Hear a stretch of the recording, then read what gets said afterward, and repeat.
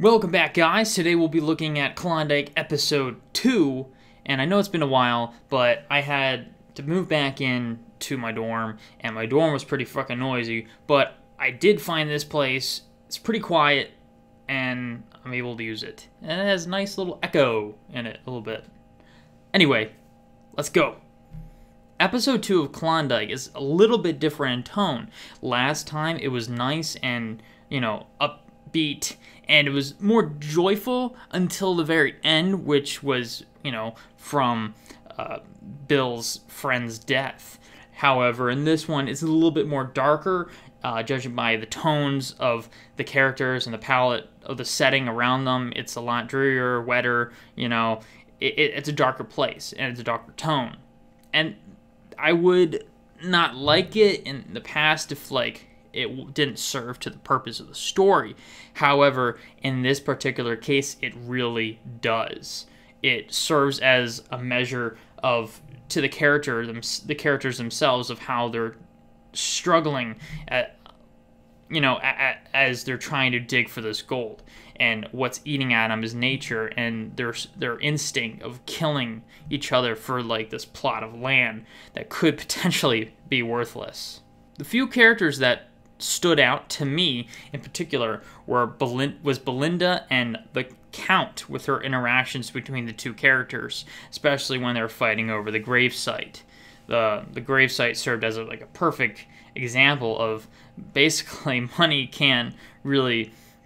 doesn't really matter in this world. Sometimes you could just kill somebody and just take what they want, take what you want, and that's how you get it. It's a cruel, cruel world where there's a lot of order that is just being tossed aside as we make up our own rules in this terrible world where, you're just digging for gold and you're just killing your neighbors or next door or friends, as we saw with Bill, and just getting attacked by that guy who, was eating with him last episode, is now in October and they're fighting over a freaking piece of wood.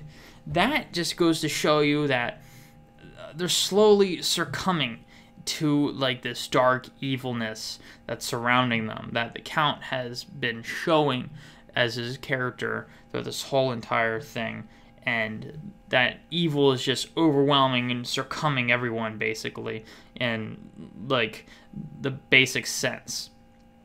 And we even see that Bill is actually succumbed to this a little bit through his wanting and craving for revenge for the death of his brother or his friend. And we see that through him staying during winter, even though he knows that winter's coming. No pun intended, because he's from Game of Thrones, winter's coming. Get the joke. Anyway, Bill is just there, and he found all this nice gold inside of his hole he dug. That was a big-ass hole, too, for the past couple of months. And, that would be enough to send anybody home, but that wanting and craving of revenge is what is propelling him to just go out and stay and find the killer, It's not enough that what he once wanted, the gold, his dream. Now he wants this other object, revenge. And that's something we didn't see in him last episode. And that's the whole premise. That's what this is building up to. Will he go through with it? Will he kill the killer? And we have to remember that, we could just easily just, go along with him, right? We could easily just say, yeah, kill him. Yeah, eye for an eye, right? Well, as we saw with his friend, of him sparing his friend that was chomping on him with the axe. It's these are real people, These are people that are struggling, that are normal, that they're not just sent here on an alien planet and just came and dominated the world or just attacking the world or something. These aren't demons, These aren't monsters that spring from the earth. These are real people that has families that probably went to the Klondike to get gold so they can bring back to their families, and that they would kill and do anything for them. I mean, imagine if you had to provide for your daughter or your son, and you had to go out and you were living on the last chunk of wood. Would you go out and kill your friend to get his wood so you could keep your family safe? I mean, this isn't all black and white. This is totally gray. And going what Bill is trying to do is just, it's like, okay, I'm tempted to say that, go for an eye, but, I don't know that guy's backstory, and I don't know if I want to, when he goes through with it, if he goes through with it. I hope he doesn't. But moving on, I just want to talk about the judge and his confrontation with Bill and with his confrontation with Bill's friend's killer. And, he's trying so hard to basically be the only honest guy and the only beacon of light inside Dawson City. And he's doing a great job of it. He's established basically a makeshift hospital and out of the church, and he's actually converted the former whore. I don't remember her name. I don't really want to. She doesn't seem like a very important part to this story, except for serving as a purpose of, helping out the priest. But, he converted her, and, he's just providing some sort of authority in a sense of, just in a godly manner. And that's what they really need. And that's what Bill turns to, too, when he finds out that the killer visited him. And he's infuriated. And I admire that the priest didn't expose him for that confession, because, his law and ritual, because he knew that Bill would try to seek vengeance in blood, and that's not what the message he's trying to send. He's trying to send a very hopeful one, and to tell Bill would go against that, would go against what he stands for, and that's why he did it. And, that was a very difficult decision. Imagine being put in that shoes as well. But, you gotta admire the Father Judge for that, what he did, especially when he actually went up to the constable and said that, no, the killer's still out there. And what is the constable going to do with this information? Is he going to go ahead and kill those 2 Native Americans, knowing full-blown well that they're innocent? If so, that's going to leave a huge riot with the neighboring tribes, and which will come full-fledged into the next episode, which looks like it's going to. That's what this is all heating up. It's like these people kill, and they think there's no consequence. But I think the Native Americans serve as some sort of closure, some sort of punishment to them for their sins, in a sense of that authority does exist, and what you do unto others, you're asking for to do unto you, basically. And that's what this message is getting across through the Native Americans, basically almost sieging war, potentially, on Dawson City. And Dawson doesn't even know it. There's no warning. They don't even expect them to attack. They're like, I'm just out here digging for gold. I don't care about those Native Americans. Fuck them, right? Wrong. They will kill you. They will come into your freaking city, rightfully so, after unjustly killing their own people, and, they'll let you up, basically. And they think they're above that. And that's why in this city, they're basically down to their rawest form, because they think there's no authority. They think there's no punishment for that. And so they have to, in turn, return that favor with them becoming something that they weren't with authority. So overall, this episode was pretty good. It was slow, too. I really thought that the combination of Meeker and Bill was awesome, was pretty good, but it was also felt like, oh, okay, it's kind of rushed, but, because Bill wasn't really trusting Meeker towards the last episode, but I guess they're best buds now since they've been working there for months. And that brings me to another point. I really don't like how fast this is moving. It really shouldn't have been a mini-series, in a sense, a 2-hour mini-series per episode. It really should have been an episodic 1-hour TV series. That way you could just like make 12 nice episodes. That way you're not rushed. But for the time that they had, like 53 or 52 days to film this, they did a pretty good job. You got to say that. They really did. However, it could have been better. It could have been more like fantastic. Like it could have been competing for Game of Thrones. But judging by this episode, I feel that they're rushing and they've basically blown away all that they had, like their guns.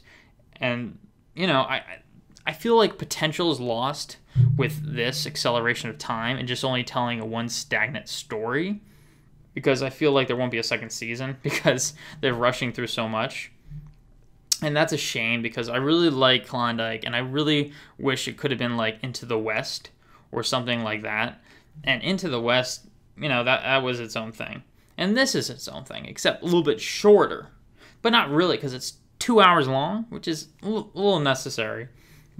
But you have to also factor in commercials. Regardless, I felt like Meeker and Bill's friendship was, and how Meeker came back after he broke his arm from the collapse. I felt that was like, I don't know. I wasn't feeling it. I wasn't feeling the emotion as much as I was feeling it with Bill and his friend, Byron, from the first episode. I felt like there was a better connection there because, you know, they've been friends all those years and there was a backstory there. Meeker, you don't really know too much except he's the cousin of Belinda and he's just there to, you know, get gold. And, you know, I don't really know why he's loyal to Bill. Maybe because, you know, Bill found gold for him. Maybe that's why he's loyal, I guess. You know, there's those little tiny things that are just like, you know, it leaves a little bitter taste in my mouth after eating that nice little apple pie, you know. But what you gonna do? And I thought that, you know, the time they had, they did a good job. Anyway, I really want to talk about the guy who shot Byron. We find him out towards the end. And he's got the red stripe on his hat. You know he killed him. Come on, why'd you give away that? I don't like how they just gave away that. Instead, they should have just, like, saved it for the very end or something like that. But, you know, like, I don't know his motivation. Probably because he's jealous that they found the gold instead of him because he's been digging there for so long. Probably that's why they did it. That's the only reason I can think of. And I don't know why he would want to kill him again, like Bill, but not too sure about that. But you can tell that he's trying to be a little bit remorseful with the priest, but not really. You know, he's halfway there. He's like reverting back to his human side to feel good about himself before he does the atrocious act, you know, so he can do that without feeling too guilty. You know what I'm saying? And I think the father knows this, and, you know, he didn't show too much remorse when he collapsed the freaking mine. And I thought there has to be more to this guy that we will find out next episode. Anyway, Klondike, episode 2. Not as good as the first episode, but it was up there. It was pretty good. I enjoyed watching the characters interact, especially with Belinda and Bill, and how Bill came to Belinda's side towards the deathbed, kind of like that. And you know, it was interesting and a little bit cliche when they had that sex in the barn. I'm like, okay, I call that, but I mean, you have to have some sort of like romance, I guess. But I don't know, it's really unnecessary to have that, in my opinion, when you're doing these Western type gold rushing movies. But I think it kind of detracted from Belinda's character a little bit because she seemed very reserved, and to be like let herself be vulnerable like that, it really goes against her character, I think. But you know, I guess that's just my opinion of it. Who's to say? I guess there's some people out there that liked it too. You know, and you also get to see Bill abs, I guess. You know, but you can also see that in Game of Thrones. So, yeah, it's beggars can't be choosers.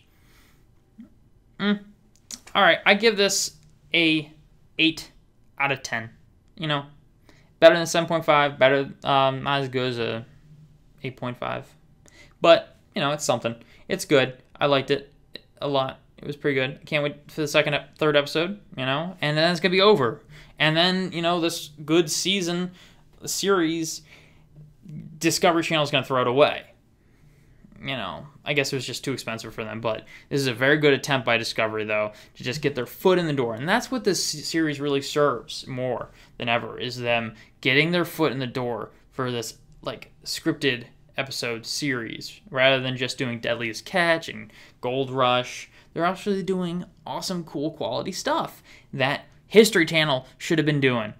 But, you know, it hasn't, because History Channel just does aliens and shit, so...